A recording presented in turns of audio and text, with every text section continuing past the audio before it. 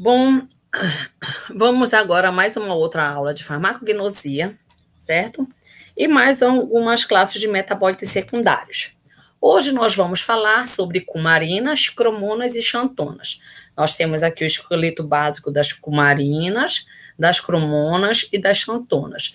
Estruturalmente, a gente pode verificar que elas têm uma certa similaridade, em que a diferença das cumarinas é que essa carbonila vai estar presente no carbono 4, e a xantona, a gente já vai ter ela com esses dois anéisinhos aqui, aromático, o anel A, anel B, separado por um anel C, que vou ter essa carbonila e esse éter aqui embaixo, tá?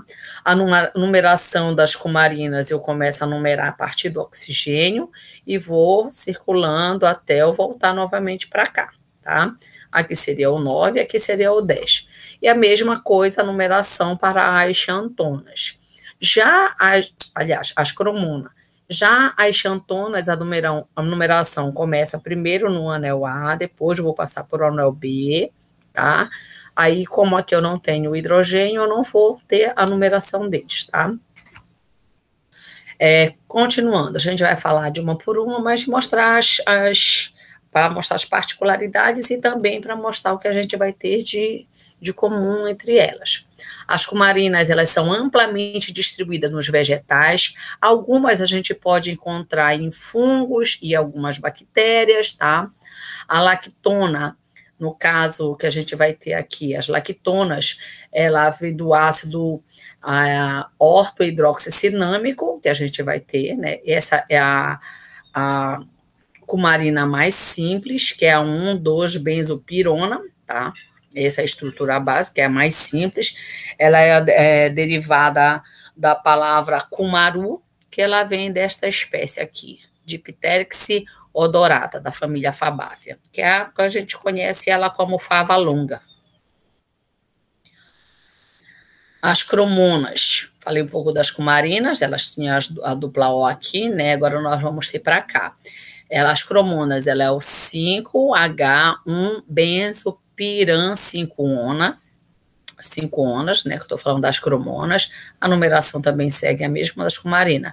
Elas são isômeros das cumarinas, né, a gente verifica que são o que muda realmente a posição do grupo carbonila.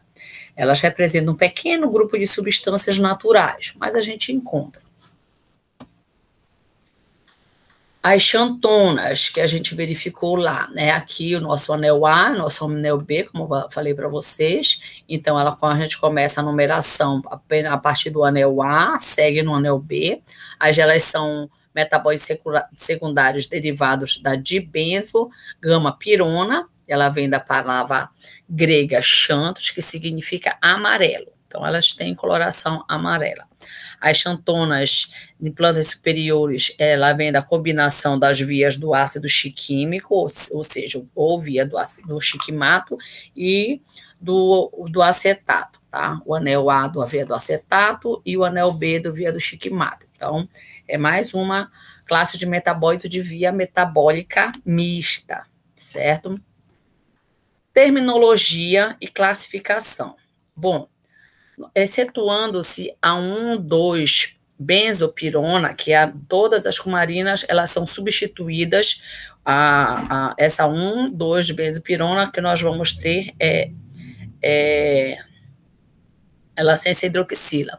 Todas as outras são substituídas por um grupo hidroxila na posição 7. Então, a gente vai ter ela aqui substituída por uma hidroxila na posição 7. A 7 hidróxido, a gente começa a numerar, né? 1, 2, 3, 4, 5, 6, 7. Então, a 7, a mais simples, ela não tem hidroxila, por isso que ele diz que é a 1,2-benzopirona, sem a hidroxila. Essa vai ser com a posição 7, a mais simples, todas as outras são, né, hidroxiladas aqui. Ela é conhecida como a umbelliferona, tá? Que é a 7-hidroxicumarina, certo? Ela é o precursor das cumarinas 6, 7 de hidroxilada, ou seja, eu tenho um K7, eu posso ter uma outra hidroxila aqui na posição 6, 7 de hidroxilada, ou a gente ter a 6, 7, 8 trihidroxilada, tá? Então, essa umbelifirona é a precursora de todas essas aí. Esses grupos de hidroxilas, eles podem ser metilados ou glicosilados, ou seja, eu posso ter aqui, no lugar do hidrogênio, um CH3, tá? Pode ser nesta hidroxila, nesta outra hidroxila, ou nesta hidroxila, ou nas três, tá? Elas também podem ser, que ele diz que nessas posições a gente pode ter também resíduos de açúcar, ou seja, no lugar do hidrogênio, a gente vai ter qualquer açúcar, uma glicose, xilose, galactose, tá? Além disso, é também comumente prenilada. Prenilada quando eu tenho o grupo prenila, que seria 1, 2, 3, 4, 5. Isso aqui, tá? Em várias posições desse esqueleto aí da cumarina. Elas podem ser C6 e C8, né? Com prenilação no carbono C6 e C8. Então, eu tenho 5 aqui, o 6, nessa prenilação, entrar este grupo aí, os 3, 4, 5. Apagando isso aqui, tá, gente? Riscando. A minha borrachinha não tá funcionando, não sei por quê. Tá. E aí, ou nessa posição 6 ou na posição 8, tá? Que a gente vai ter essa...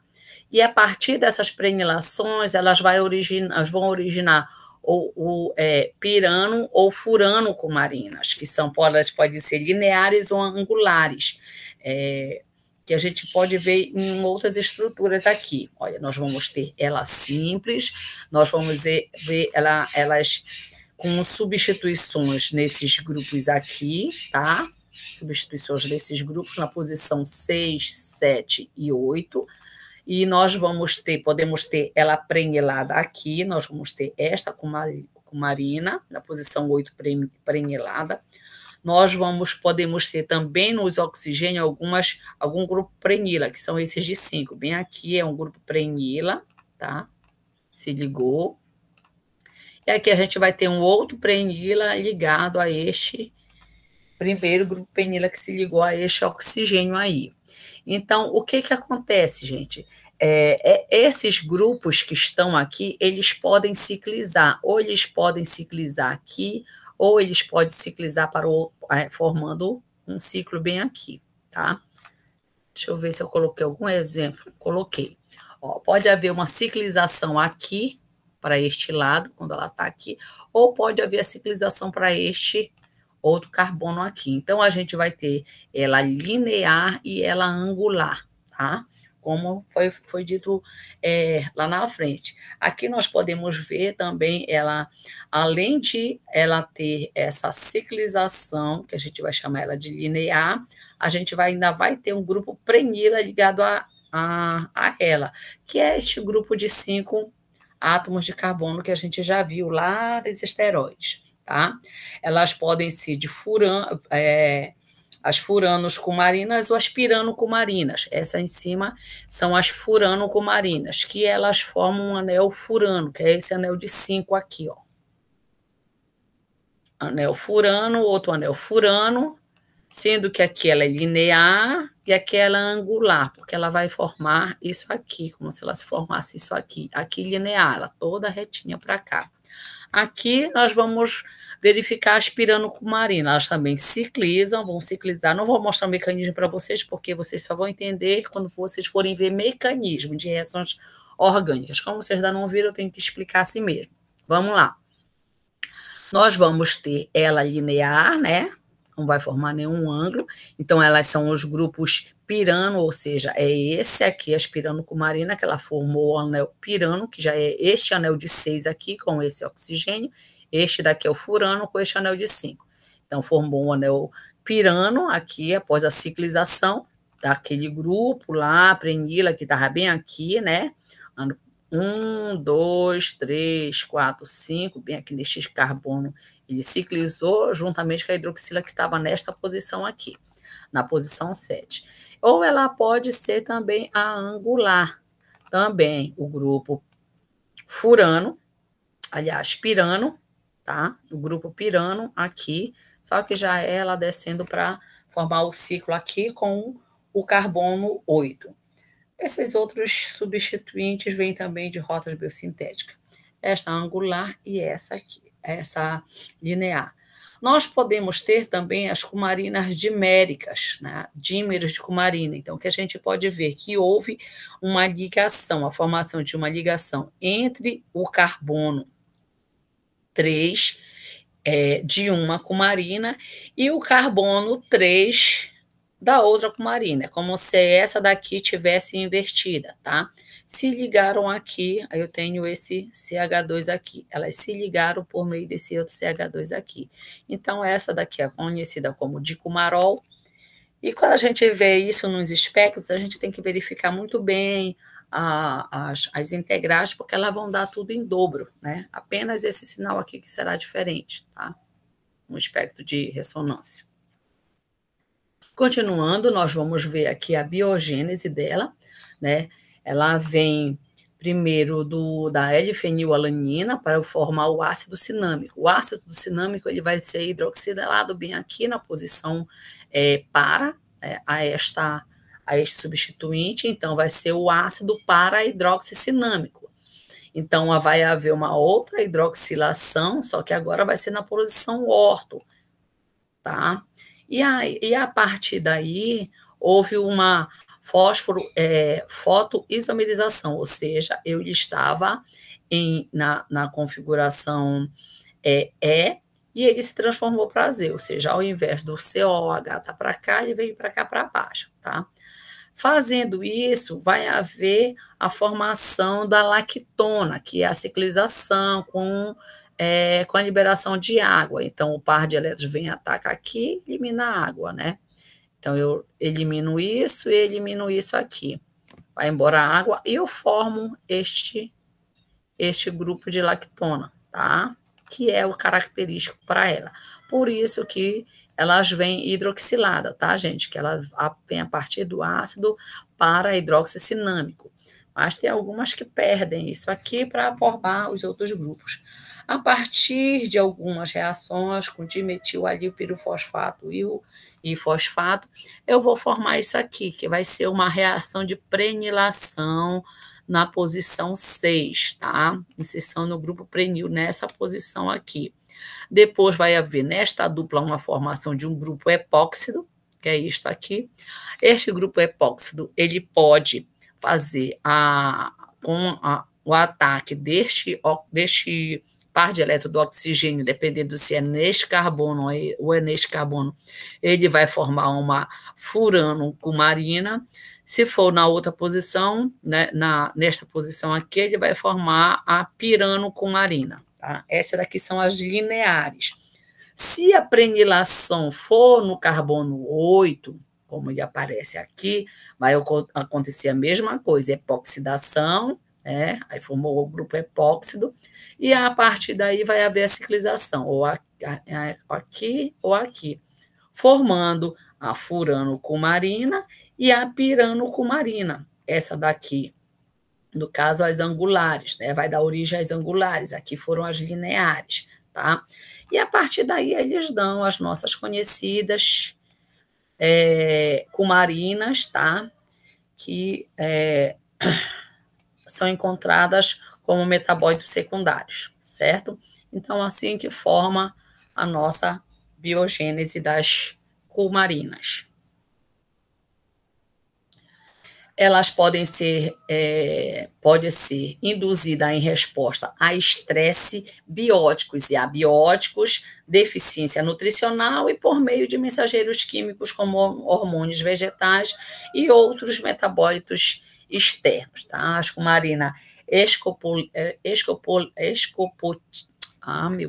escopoletina e a iapina, elas encontram-se no girassol, elas vão se acumular nos tecidos da planta após sofrer lesão mecânica, tá? Ela sofre alguma ação mecânica ou ataque de insetos ou inoculação de fungos. Ela tem mostrado que ela tem sido mostrado como variedade de girassol com altos níveis de cumarinas são resistentes a ataques a insetos, tá? Então tem atividade inseticida, certo? Então a gente sabe que os girassóis fazem parte de uma família bastante estudada. Nós vamos ter também as agliconas xantônicas. Tá? Vamos agora para falar um pouco dos grupos xantônicos, certo? As agliconas xantônicas, ou seja, aquelas que não contêm os grupos glicosídicos ou os oglicosídeos, eles podem possuir intermediários biosintéticos do tipo benzofenônicos, tá? Que é formado por unidades C6 e C1, que é isso aqui, benzofenônico, C6 e C1, tá? E obtida pela eliminação de 2 carbonos de um precursor C6C3, mas também ele pode vir a partir desse C6C3, de 3 unidades de ácido malônico, que serão posteriormente ciclizadas, formando o anel xantônico, certo? As xantônicas C-glicosiladas são formadas por via também, por via de acetato, tá? Elas são formadas por via biosintética próxima da formação dos flavonoides, que também são mistos, via do acetato, que são C-glicosilados, o que explica a maior distribuição nos vegetais. Então, a gente pode ter elas, tá? Aqui nós vamos ter 2 exemplos dela, tá? Diferenciando das agliconas xantônicas, oglicosiladas, as xantonas C-glicosiladas são formadas pela incorporação de unidades C6 e C3 de 2 unidades de acetato, como eu falei para vocês anteriormente. A benzofenona, assim, é formada em seguida a C-glicosilada e o anel xantônico finalmente formado pela ciclização oxidativa do intermediário benzofenônico. Então, as estruturas aqui das xantonas, como eu falei para vocês, anel A, anel B, tá? Tá aqui alguns exemplos dessas classes de composto, tá? Deixa eu ver se eu vejo algum glicosilado, não tem. Ocorrências e distribuições das cumarinas, furanos, piranos, cumarinas lineares. Distribuída predominantemente nas angiospermas, que são as estruturas mais simples. As furanos cumarinas e as piranos cumarinas lineares angulares, lignocumarinas, cumarinas diméricas e triméras são encontradas em algumas famílias mais primitivas. As cumarinas, elas são encontradas nas famílias Apiácea, Rutácea, Asterácea, Fabácea, Oleácea, Morácea e Timbeleácea. Especificamente, são as furanos cumarinas. Com relação às furanos cumarinas, estas já foram isoladas e identificadas nas seguintes famílias. Essas famílias todinhas aqui, tá? Não existe mais leguminosa, tá, gente? É a Fabácea. Falta atualizar o livro, mas eu vou tirar isso daí. Sim, porque ela já foi identificada antigamente quando era as leguminosas, verdade. As agliconas xantônicas, voltando agora para as xantônicas, que a gente tem que falar um pouco de cada, né? Elas são derivadas do reino vegetal de forma significativa, principalmente nessas 2 famílias, Gutiferáceas e as Gentianáceas. São encontradas nas Moráceas, Poligaláceas ou ainda número reduzido das famílias das Fabáceas, essas outras famílias que nós vamos ter aqui, não vou ficar repetindo. Seus derivados oglicosilados, ou seja, quando eu tenho porções de açúcares ligadas ao oxigênio da estrutura dela, elas se encontram unicamente nessas duas famílias aqui, tá? Já os C-glicosilados, elas são amplamente distribuídas, podendo ser encontradas não somente em angiosperma, como também em alguns fungos e líquens, tá? Essa distribuição seletiva transforma as xantonas em marcadores sistemáticos, apresentando assim uma grande importância taxonômica. Então, dá para a gente fazer um estudo direcionado à quimiotaxonomia. As propriedades de extração e caracterização. Bom, as cumarinas, elas podem ser, juntou aqui o ser, podem ser encontradas em todas as partes da planta, tá? Pode ser encontradas em mistura. O fato de possuir um anel lactônico, ele pode ser, em alguns casos, vantajoso para o processo de extração, visto que em meio alcalino vai ocorrer a abertura desse anel, proporcionando a obtenção de substâncias na forma de sais solúveis em água. A relactonização, ou seja, o fechamento do anel, ocorre por acidificação do meio, recuperando-se a cumarina por extração com solvente. Só que muitas cumarinas, elas são sensíveis a ácidos e bases, porque elas são bem delicadinhas, tá? Elas apresentam absorção no espectro do ultravioleta, característico, elas facilitando a visualização por cromatografia em camada delgada, tá? Apresentam manchas no cromatograma, tá? Sob a ação da luz, então a gente faz e tem que olhar lá na câmara escura. Ela apresenta diversas cores, como azul, amarela, roxa. Geralmente, quando a gente faz o estudo em laboratório, a gente espera encontrar esta coloração azul.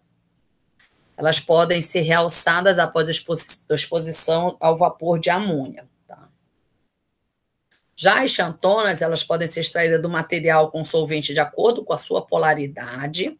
Quimicamente, elas são diferentes dos flavonoides, mas são muito similares em relação à coloração. Então, muitas das vezes pode ser confundida com os flavonoides. E também a mobilização cromatográfica. Então, quando fizer um CCD, que é a cromatografia em camada delgada, pode confundir. Sua presença ele pode ser detectada em cromatografia em camada delgada pela sua coloração sob a luz ultravioleta, com ou sem adição de amônia. Tá? Usos e propriedades farmacológicas.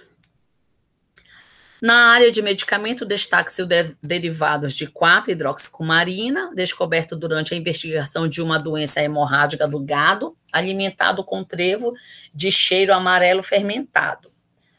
O que levou à descoberta da ação anticoagulante do dicumarol, aquele dímero lá da cumarina. Esse foi o primeiro fármaco com essa ação por via oral e constituído um modo para o desenvolvimento de uma classe de anticoagulante com o núcleo básico do 4-hidroxicumarina, no qual derivam importantes fármacos, como a varfarina, que é um anticoagulante. Furanocumarina e fototoxicidade. As furanocumarinas, elas são utilizadas desde as épocas remotas para o tratamento de doenças de pele, como a psoríase, hanseníase, vitiligo, leucodermo, micose, dermatite, eczemas, e assim vai. Entretanto, o uso terapêutico dessa substância está relacionado à incidência crescente de câncer de pele. Então, o uso dessas furanocumarinas pode provocar câncer de pele. Ela necessita realmente avaliação do risco, tá? Da relação do risco-benefício para fazer o tratamento. Então, elas são tóxicas e elas são utilizadas em fotoquimioterapia. Bom, sobre essas classes de compostos, era isso que eu tinha que apresentar para vocês. Quero desejar um bom estudo a todos e até a próxima aula.